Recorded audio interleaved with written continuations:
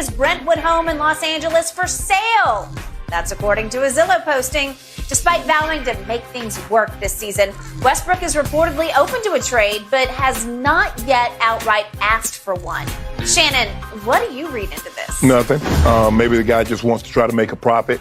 He purchased the house for a little under $20 million in 2018, and now he's got it on the market, skipped 4 years later for almost $30 million. So maybe he's not every day you can just say, I think I'll make $10 million off my house. Well, hey, maybe he's trying to beat the housing crunch. They say the housing market is going to turn a little bit in 2023, 2024, and maybe he's trying to get a jump on it. Skip, I just believe Russ is going to be on the opening day roster. I just do. I get it. Russ doesn't want to take a buyout. I believe that any team interested in trading for Russ want those 2 first-round draft picks. I believe Utah would trade right now. You could have Mike Conley and Jordan Clarkson for Russell Westbrook and those 2 first-round picks. You could have that right now. And they're going to buy him out as soon as they get him. He doesn't want to be bought out. Thank you. You have to go along with it. You have to say, I'll take 75 cents on the dollar. Why you think ain't nobody buying? Nobody's buying. You are stuck with him.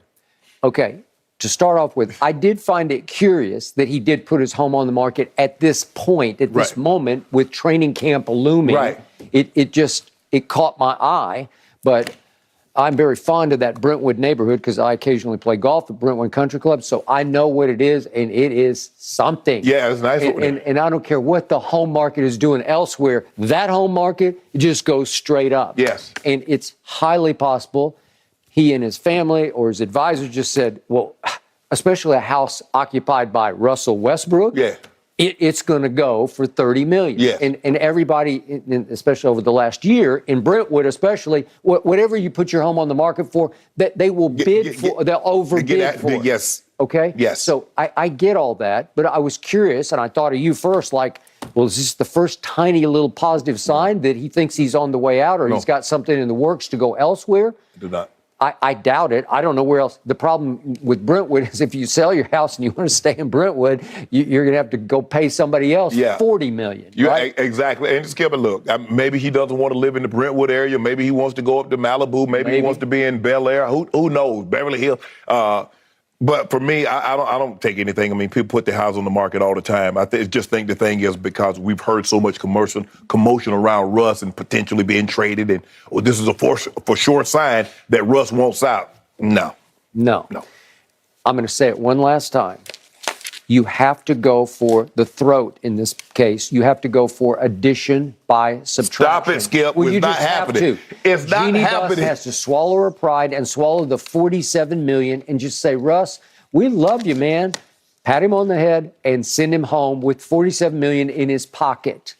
Just stick a check in his front pocket, right? And just say, here, thank you for all you've done for us. Jeannie said, I'm gonna take these little 18 and 8 that you gave me last year. Hopefully you give me that again. Well, she said the other day he was the most valuable player on the team only because he actually played every game. And I'm thinking that actually made him the least valuable player because he was so bad that he was the one guy you wanted to miss some games, and he never missed a game. She meant most consistent. He wasn't the most valuable. Well, no, she just meant the most durable, right? I mean, he was there until the bitter end. He was. Right? Yes, but...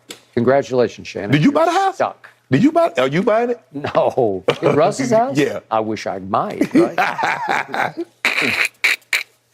6 bedrooms, 8 bathrooms, and a chilled wine room, y'all. It's a pretty nice spread. I'm looking at it right now. No. All right. OBJ. Guys, could he be heading to Green? Ron and Dwayne Wade are now producing a documentary on the 2008 men's basketball team, also known as the Redeem Team. So this is a lot of people asking, who would have won a game between LeBron's squad and MJ's 1992 Dream Team? It's going to be a hot topic for you too. Shannon, who wins this one? Man, Skip, I hate scenarios like this because, the question is, okay, what rules are we playing? Who's in their prime? But if we just looking at it, Skip, I'm going to take the Redeem Team. I don't think the Dream Team could match the 2008 Redeem Team athleticism. LeBron James is 23, D Wade is 26, Kobe is 29, CP3 is 23, Darren Williams is 24, Melo is 24. One of the best Olympic players in U.S. basketball history was Melo, Skip, and Dwight Howard was 22. won 3 straight Defensive Player of the Year after the 2008 Olympics. So he was at his apex. In '92, Bird was 35. His role in the Olympics was more ceremonial. His back had given out on him, Skip, at that point in time. Magic was 32. Most of the team was between the ages of 29 and 30. Look, I'd have took Bron, put him on Magic. I'd have put Kobe on Mike. And I'd say, okay, we're going to play basketball now. We're going to play basketball right now. And I believe the Dwight Howard pre-back injury, we're going to be able to hold up. Now, the thing that concerns me is the size of Patrick Ewing and David Robinson, 2 bigs that truly played with their back against the basket, but they could step out up to 15, 16 feet and knock down a shot. But our athleticism, and we see the international pool, you're not beating teams like the Dream Team originally beating teams by 60 and 70 points. That's not happening. And you see what we did. We crushed everybody. We got that gold medal back, and we ain't looked back since. So with that being said, the team will crush the dream. Coach James. You were thoroughly unconvincing in every word you just uttered. Skip, you do realize LeBron. You know and I know. Skip, 23-year-old Bron, 23, and you know Kobe. Kobe gonna look Mike eye to eye. Hey, you know who I am, right, dude? Bron, you know me. You know what I do. You know how I get down. I'm not in awe.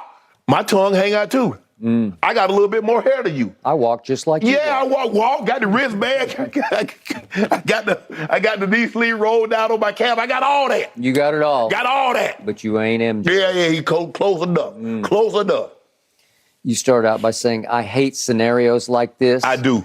Because you hate it that you have to try to side and make a case for LeBron against Michael Jordan, and you can't. It's 12 guys. You hate scenarios like this. Because here's the thing. Are we playing with today's rules? It doesn't matter. It does matter. You can do whatever rules First you of all, want to play Skip, with. you ain't got no guys that can shoot. You ain't got nobody guys that can shoot no 3. I got one guy, and I only need one guy. Okay, you keep thinking that. I got Michael Jordan at 28 years of age at the peak of his powers. If you've read all the stories about the Dream Team in the hotel one afternoon after another hellacious practice, Bird and Magic just told Michael eye to eye, this is your team. It's your time. Yeah. You take us. Because Larry just couldn't play anymore. No, his back was going. Magic could play at 32. Even though he had retired. And he could lead, and he could point guard, and he could do all that. He could orchestrate. But when push came to shove, it was Michael's team. Charles was still in his prime, obviously. Charles was a damn good Olympic basketball player. He was Bobby Knight didn't think so the first time around. He cut him in 84. But Charles led the team in scoring, if I'm not mistaken. I got it. And then you throw in the great Karl Malone. And then off the bench, if you can bring Patrick Ewing and David Robinson, it's just too much firepower. But it just boils down to the original 23, Michael, Jeffrey, Jordan. You would have no answers. Huh? He was 9 in the Olympics. He was 9 in the Olympics. Okay. But the point is that, Kobe would battle with him. But in the end, Kobe was in awe of him. Because, he was. He was. Kobe wasn't in awe of anybody. No, you saw Kobe, what Kobe did to him, dropped 55 on him when he was in the Wizards. Kobe didn't back down from nobody. That's one thing I can say about Kobe. As a 17-year-old, Kobe thought he should be taking the last shot. He did, airballed him. But he grew from that. Yeah. And we got 23-year-old GOAT. Skip, he's starting to rise. He hadn't even reached bully GOAT status yet. He baby GOAT, got little horns. They hadn't really grown until them big started curling. Like them big, they hadn't grown like that. But I noticed a key point in your bogus argument that you tried to make, that you put Kobe on Mike. Yeah. You didn't put LeBron on Mike because LeBron would get destroyed. No, but I Mike. got to put LeBron on Magic. Oh. 6'9". I got to put 6'9" against 6'9". Okay, I see.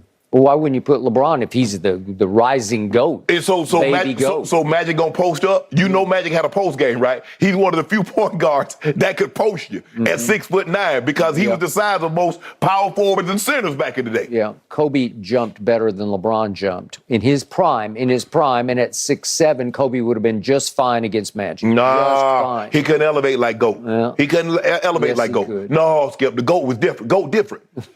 Look, you still hold it against the GOAT because he didn't do the dunk contest. But he say, come to the game and watch me in pregame. Watch me in game. I'm a living dunk contest. I'm a living, breathing, in-game dunk contest. That's what he does. Right? That's what I do. No, he that's doesn't not have what he does. He doesn't have the creativity, but power and elevation. As Nurk. Yeah, You remember when he was body bag Nurk? Nurkic. When he Now been we're body bag talking Nurk? about David Robinson and Patrick Ewing and Karl Malone. But let's ask Nurk. Oh, he done got Nurk. he got Tim Duncan. He got KG. You better recognize this man's resume. After 20 years, he got a lot of posters on his wall. He got a lot of posters on his wall.